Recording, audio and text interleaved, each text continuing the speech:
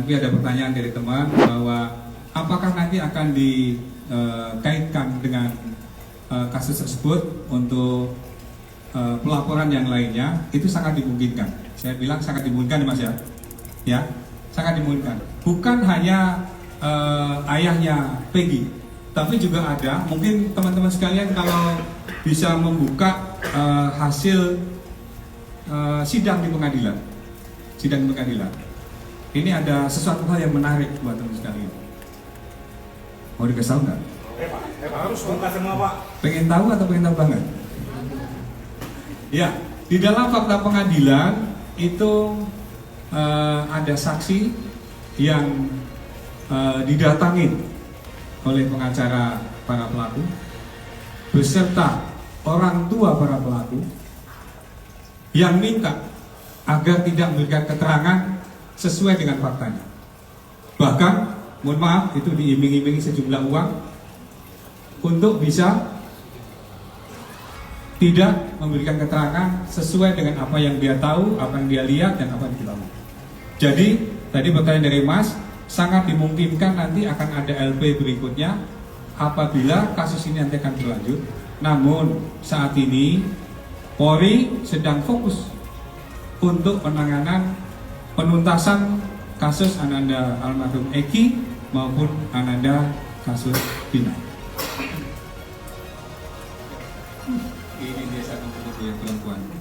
Ayo, monggo silakan. Izin Mas Riana dari MNC Portal mau tanya, kan kemarin pengacaranya Peggy Setiawan sempat bersurat untuk meminta gelar perkara khusus dan barusan beliau menyatakan bahwa belum direspon sama Polri. Itu bagaimana, Pak?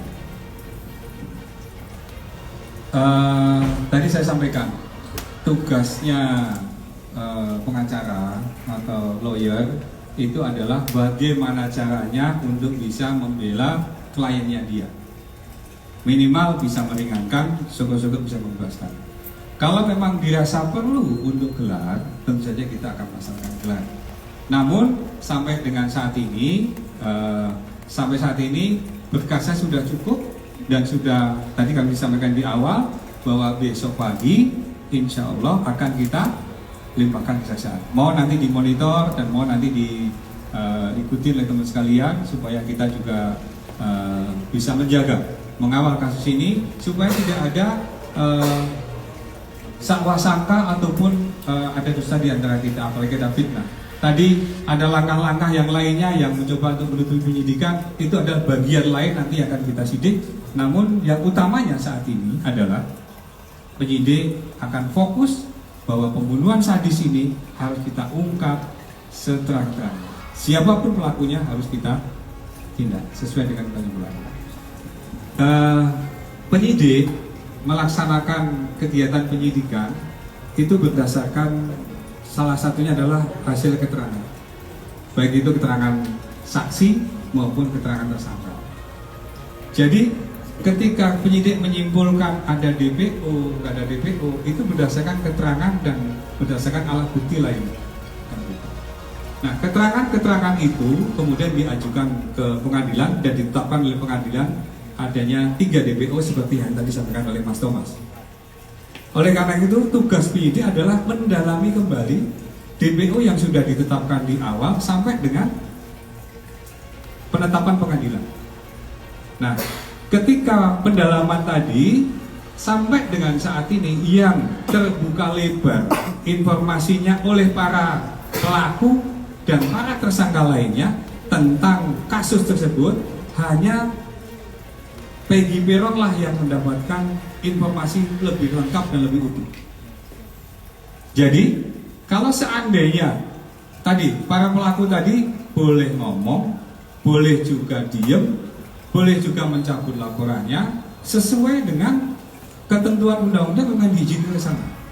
Maka dari itu penyidik melaksanakan kegiatan penyidikan tadi bukan serampangan, tetapi juga berdasarkan keterangan para saksi dan dikuatkan dengan alat bukti lainnya. Maka sampai dengan saat ini alat bukti yang sudah menguat dan bisa diangkat oleh penyidik sehingga saat ini bisa ditangkap pelakunya baru kaitan dengan Peggy Peron. Tapi untuk kaitannya dengan DPO yang lain sesuai dengan keterangan para pelaku dan saksi yang lainnya belum menguatkan ke arah sana. Ini jadi bukan berarti karena penyidik menetapkan DPO secara serampangan, tidak. Disebut ketika di awal, ketika di akhir nggak disebut, itu juga menjadi hak dari para tersangka. Bahkan ada beberapa pelaku atau tersangka yang mencabut laporan, itu juga hak dari para tersangka. Namun bisa nanti dijadikan pedoman buat kita semua. Kalau memang nawaitunya baik, kenapa harus dilakukan?